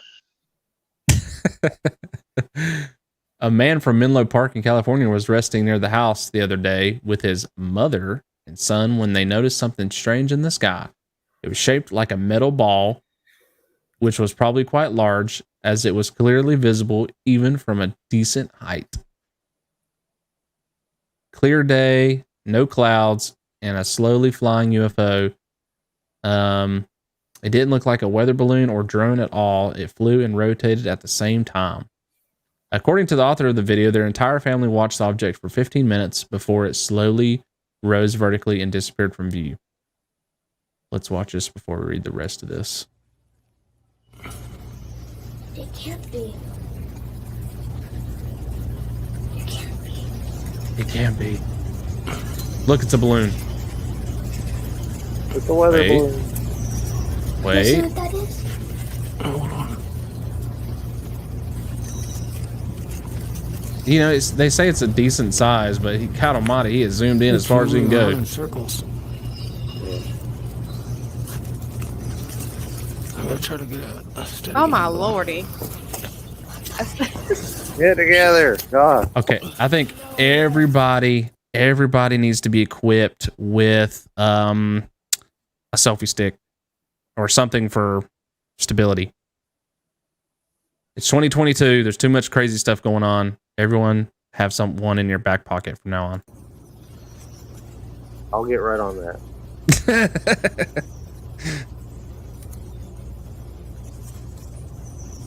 We're our own reporters. He films like my mama films. Lord have mercy. I mean, this thing is. It's supposed to have been sitting on the porch with his mother. It can't be. It's so far away. Look, there's a plane right there. Okay, but it is so far away. I just wonder if it's Norman Bates situation. You see what that is? Hold on. It is twirling around. It is. I can tell that. It's around in circles. I'm gonna try to get a steady angle. Okay, let's watch that again. That makes me dizzy. Shit. I'm trying to. Yeah, you can't really. Let me see here. Hold on.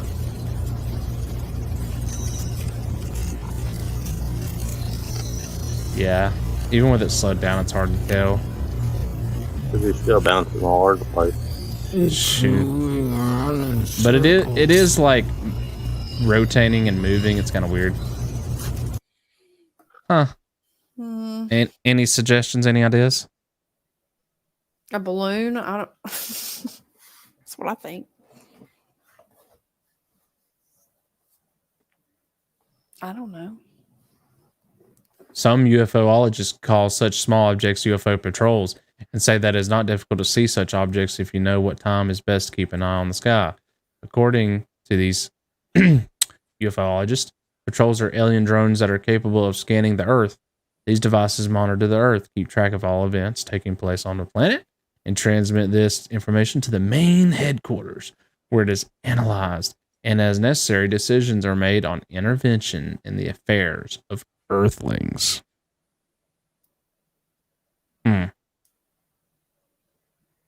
That's I it. have a question.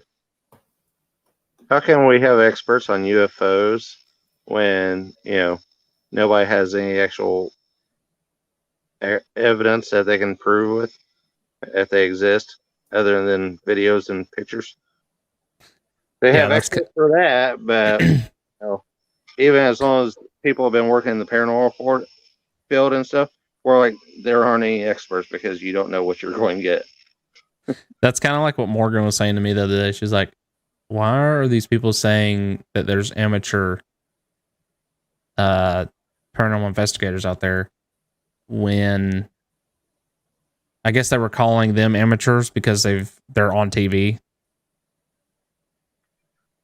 It's because they don't have a contract making money. That's why they're amateurs. I told her, I was just like, I kind of go off of like, I think they're talking about how many years they've been in it, but yeah, that's probably why they're saying that. It's because the whole contract and TV thing, which is kind of, Yeah, but they could just say, when they're in a place or a city where like local paranormal teams go, and these people that are on the Travel Channel or whatever, and they're like, oh, they're an amateur paranormal team. I'm like, why can't they just say like local paranormal team? They might not be amateur. They might have done it for years and years. I mean, I don't really. Yeah, it could be a team that's been together for 20, 30 years. Yeah, but they're saying amateur, I guess, just because, they're not well known or not on TV making money. I don't know. Well, apparently there's professional paranormal investigators now too. Really? Well, whenever that pops up on Indeed.com, I'll put my application in. There you go. My official title.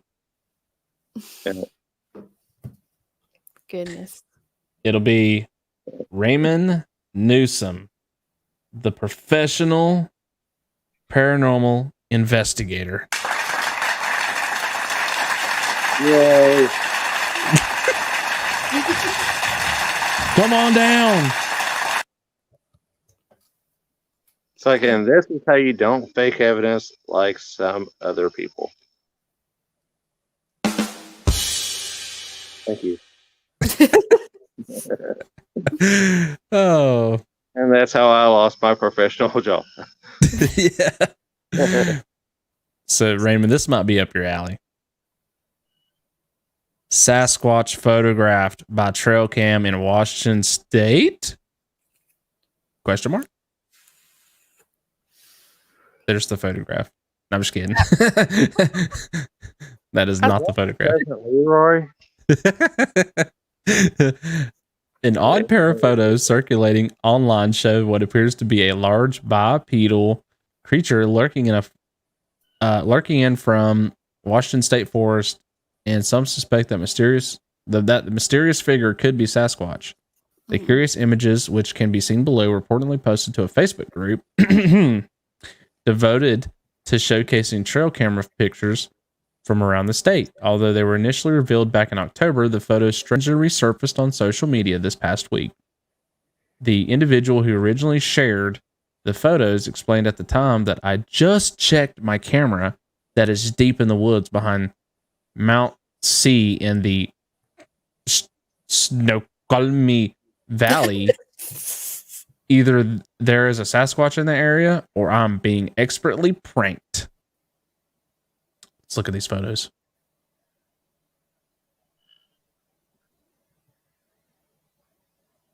By the way, you can follow us, First Line Paranormal, at on Instagram.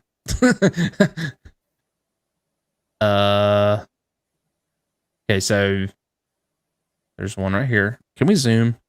Enhance. Okay. So apparently there's one right here. Looks pretty furry.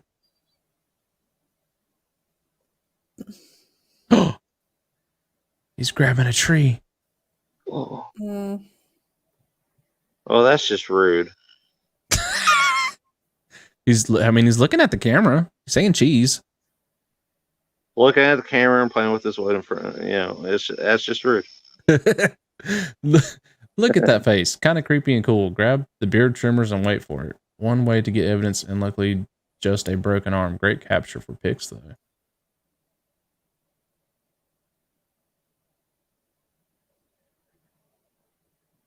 Huh. So, y'all, this is either Bigfoot or someone is in a costume. This is pretty good. I don't believe everything you see on the internet. Yeah. I will say he needs a little bit better camera placement, though, because those sun rays are deadly. Yeah. I mean, well, that makes the picture look almost more animated than actual. I mean, our phones take really good pictures. Yeah. Trail cams are starting to get better. Is that what it's taken off of, a trail cam? Yeah, this is a trail camera. Oh. I'm sorry, I didn't listen to the whole story. They're pretty good, but I think the camera placement here is a little... He should know. Well, I don't know if this guy's a hunter or what. I don't know why it's out there, but... Washington State trail camera pics. I mean, he might just be like one of those guys that just like gets wildlife pictures, That's a possibility. But if you've been doing it for long enough, you'd be like, all right, I probably just need to move this camera a little bit more to the right, and I shouldn't have any issues with the sun. So yeah, it makes it a little bit more difficult to instead believe. of 12, let's put it at like 115 or something. Just a little bit further over. Whatever's in the background where it's standing next to the tree, it seems to be taller being in the woods my whole life. I would have to say that it's a large root ball. Some can get over 7 foot tall. So to me, if someone in a suit, and given that tree is a little downhill, if was a person, I would say almost 8 feet tall. Damn.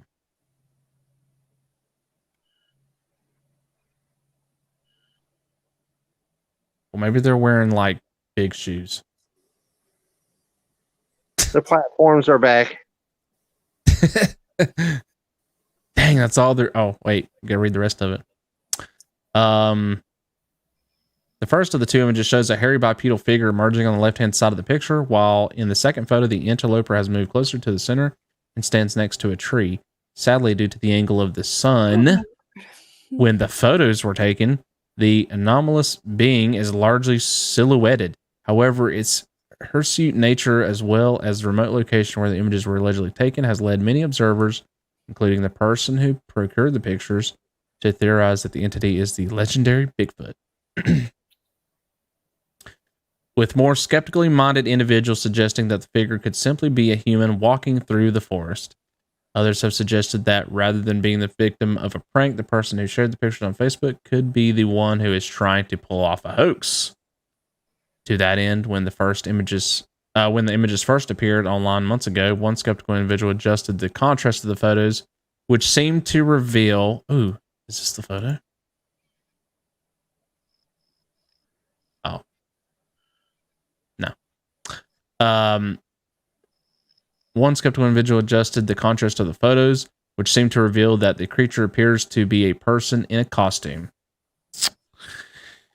With that in mind, what's your take on the particular images? I'm not believing it too much. Yeah. I feel like there's a reason why the camera was positioned the way it was.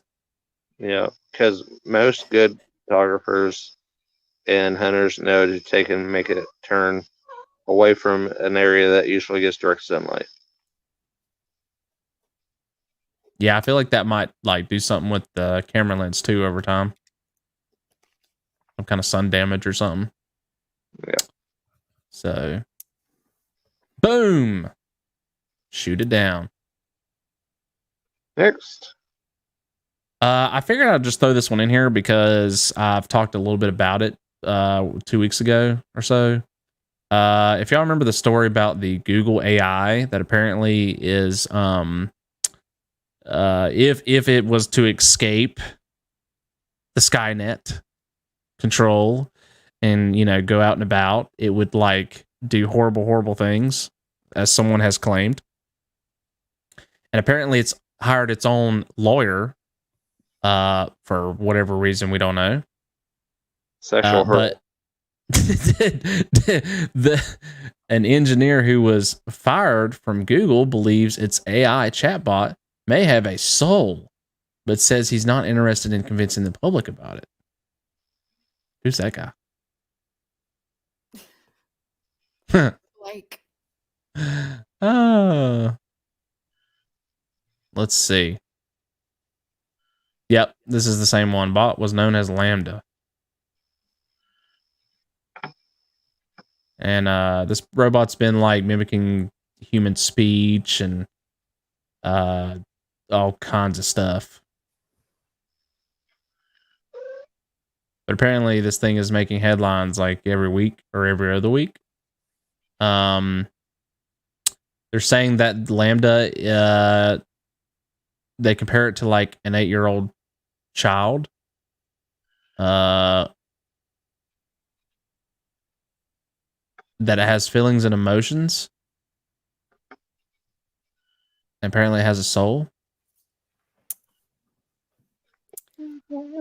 That's something more for if y'all want to get into that and read up about it, even though it's probably a little bit hard to find information for it because Google is really trying to hide that information, keep it under wraps for whenever they go to release it in some capacity. Oh, Charles says they think it's a person just passing by for the Bigfoot. But yeah, this thing is making headlines every week. So if y'all are interested in any of that, there's definitely some news about it. Google has one, and I'd recently read that Tesla also has one. So I'm sure there's one too. There's a few out there. Which one? I said I guarantee you Apple has one too. Oh yeah, most definitely. Clip of saucer-shaped UFO goes viral on TikTok. Oh my! Dun dun dun. Is this a cloud, a promo for a movie, or something else?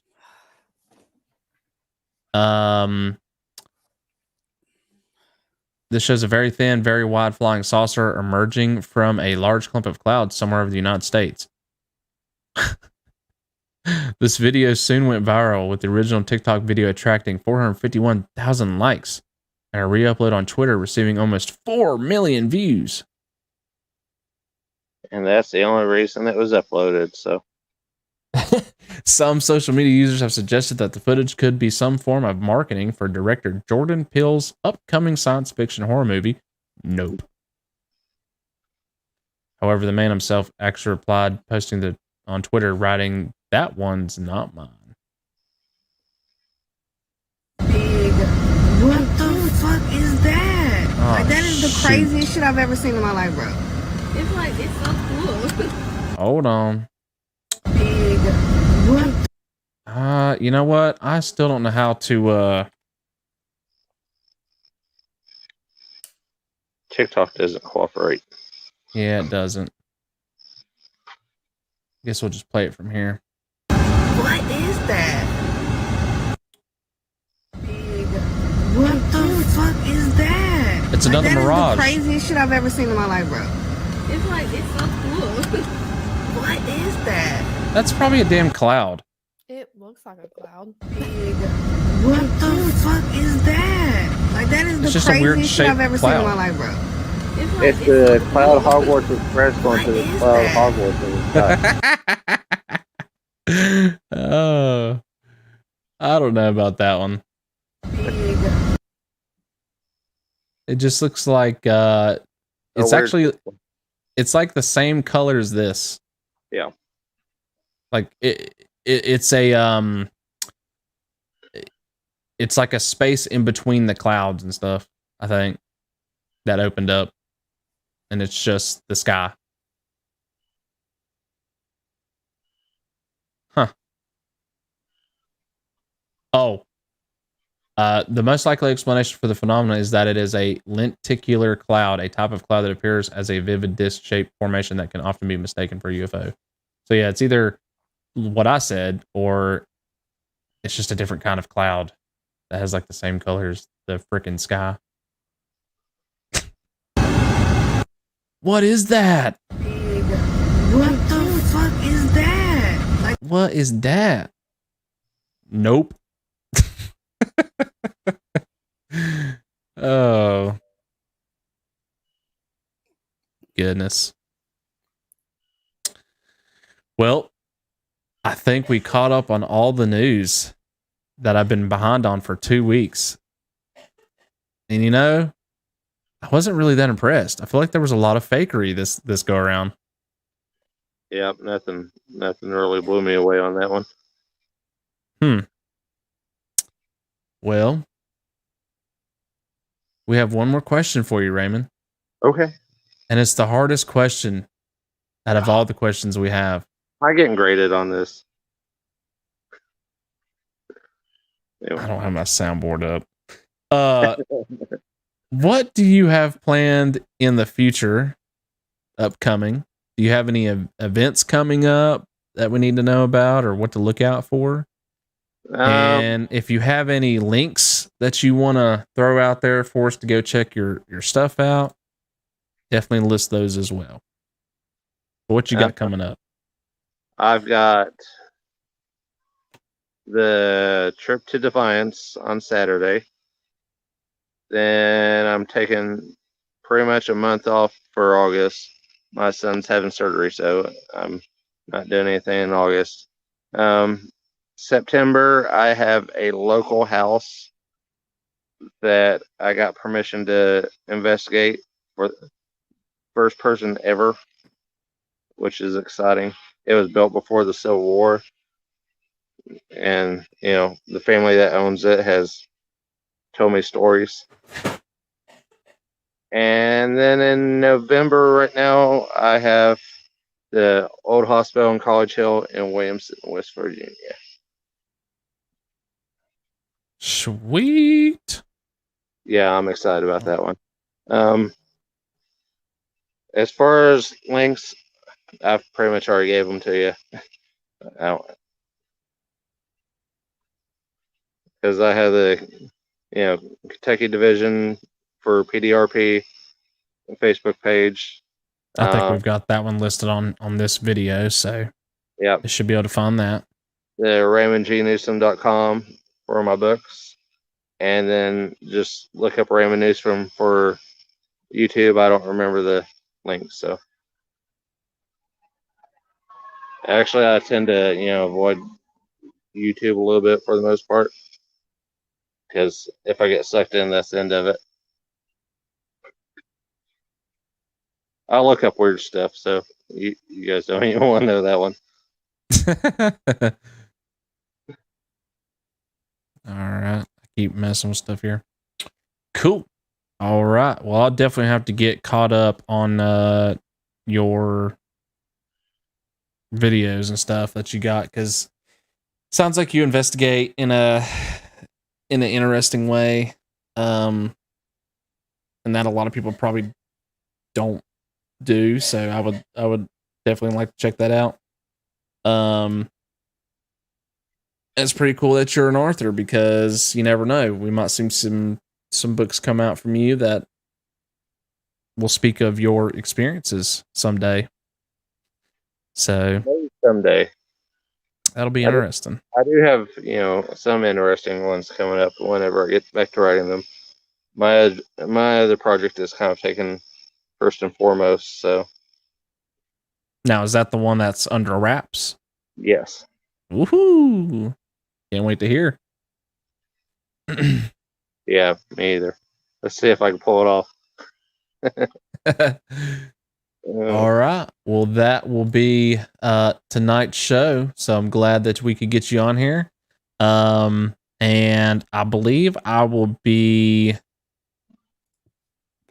I'm trying to remember. Are you part of the Paracrew podcast at all? Yeah. Well, I'll be on Creepy Cryptids on Monday, and I'm part of the P3 family, so. Okay. All right. I might be thinking of Lurker. Yep, you're thinking of Lurker. I'll be on their show in August. So good night, Charles. Thank you, Robert. We'll definitely have to get you back on here again. And what I like about the show is we kind of have like a formula with how we do stuff, but we can also bring people on and just talk about maybe something that they've done recently, and we want to hear like all the details on it. It's kind of this place is the place to be able to talk about stuff, and kind of just be yourself and just talk about anything really, So well, next time I'll try to bring some interesting topics with me. Well, we'll definitely like to hear updates from your latest investigations or whatever you got coming out, because all of it sounds interesting. So yeah. Raymond Newsome got banned from this location. No, I'm joking. So yeah, we'll love to have you on next time. So we'll have to set another date. All right. Sounds good to me. So I know he's got to go, everyone. So go ahead and applaud for him. Yay. Oh, he's throwing out a free copy of a book. I'm just kidding. I'm kidding. Oh, there goes my phone. All right, y'all. Well, we will see y'all next week at the same time. We don't have a guest yet, so if anyone's interested, check us out. All right, go send us a message, shoot me a message, and we will get you on the show. Or if you have any funny clips that you want on the show, any of your commercials that you want on here, definitely email us and let us know. So, all right. Bye, Raymond. Bye. Thank you for having me. Have a good night. Oh, it is our pleasure to have you. We'll see you next time, buddy. Stay out of trouble. All right. So you gonna be here at the next show? Yeah, I guess if you want me to be. Well, of course. Heck, we might have multiple co-hosts. Hopefully, I don't cough. I've been trying to mute myself, but I think I can still hear myself. It is what it is. Thing. But okie dokie. We're off here, y'all. Till next time. Bye. Stay creep it spooky.